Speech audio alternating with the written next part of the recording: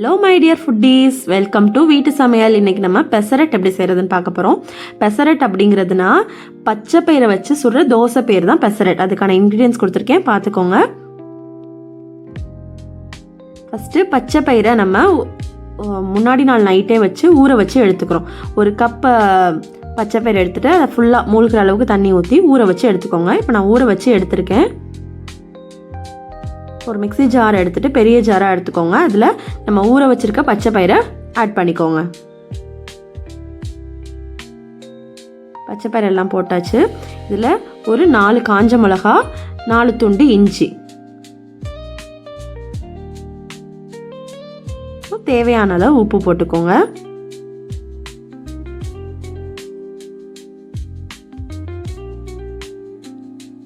இதை அரைக்கிறதுக்கான தண்ணி, நமக்கு எவ்வளோ தண்ணி வேணுமோ அந்த தண்ணி ஊற்றி மிக்ஸி ஜாரில் அரைச்சி எடுத்துக்கோங்க.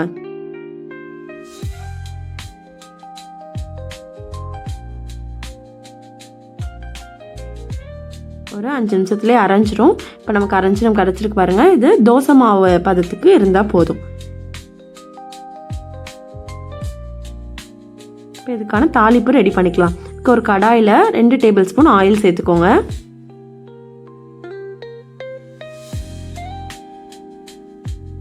சன்னா டால் கடலைப்பருப்பு வந்துட்டு 2 டேபிள் ஸ்பூன் சேர்த்துக்கோங்க. அப்புறம் கறி லீவ்ஸ், கருவேப்பிலை உங்களுக்கு எவ்வளோ வேணுமோ அந்த அளவு சேர்த்துக்கோங்க. இதெல்லாம் நம்மளோட டேஸ்ட்டுக்கு ஏற்ற மாதிரி தான் நம்ம சேர்த்துக்கிறோம். கடலைப்பருப்பு நல்லா பொரிஞ்சு வரட்டும்.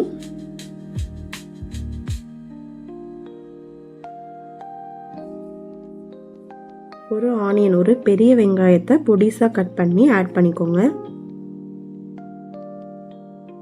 வெங்காயம் நல்லா வதங்கி வர அளவுக்கு வெயிட் பண்ணணும். நல்லா வதக்கி விடுங்க.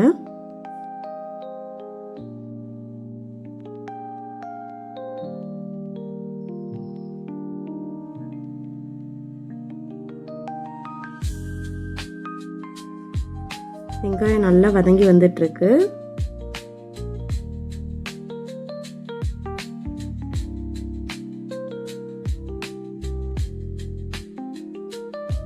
இந்த அளவுக்கு வதங்கினதுக்கப்புறம் நம்ம ஸ்டவ் ஆஃப் பண்ணிக்கலாம்.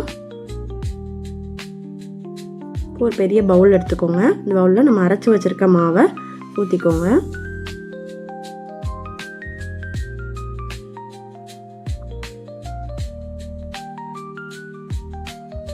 சரி, நமக்கு எவ்வளோ தண்ணி தேவையோ அந்த அளவுக்கு தண்ணி ஊற்றிக்கோங்க. தோசை ஊற்றுற அளவுக்கு நமக்கு மாவு இருந்தால் போதும். அது அளவுக்கு தண்ணி ஊற்றிக்கோங்க, ரொம்ப ஊற்றிக்க வேணாம். இப்போ இது நம்ம வதக்கி வச்சுருக்கோம்ல, அது எல்லாத்தையும் இந்த மாவில் ஆட் பண்ணிக்கோங்க.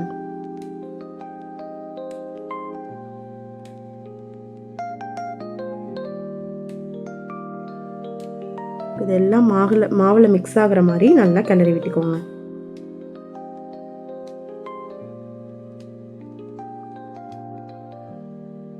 இந்த பதத்துக்கு இருந்தால் போதும். இப்போ தோசைக்கல்லை ஹீட் பண்ணிக்கோங்க. அதில் 2 சொட்டு எண்ணெய் விட்டு ஆனியன் வச்சு நல்லா தேய்ச்சி எடுத்துக்கோங்க. அப்போ தான் நமக்கு தோசை ஈஸியாக வரும். இப்போ நம்ம ரெடி பண்ணி இருக்க மாவை நம்ம நார்மலாக தோசை ஊற்றுற மாதிரி ஊற்றிக்கோங்க.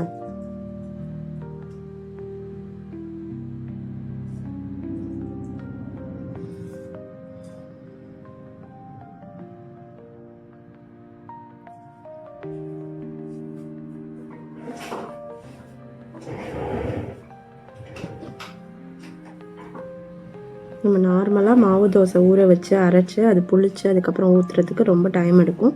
இது நம்ம நைட்டு ஊற வச்சிட்டோம்னா காலையில் அரைச்ச உடனே ஊற்றி எடுத்துக்கலாம். நம்ம உடம்புக்கு ரொம்ப ஹெல்த்தியான டிஷ் கூட.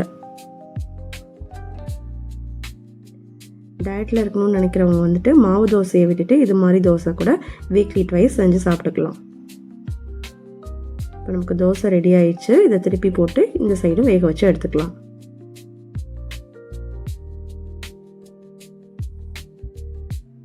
கண்டிப்பாக செஞ்சு பாருங்கள், ரொம்ப டேஸ்ட்டாக இருக்கும். ட்ரை பண்ணிவிட்டு எப்படி இருந்துச்சுங்கிறத கமெண்டில் சொல்லுங்கள்.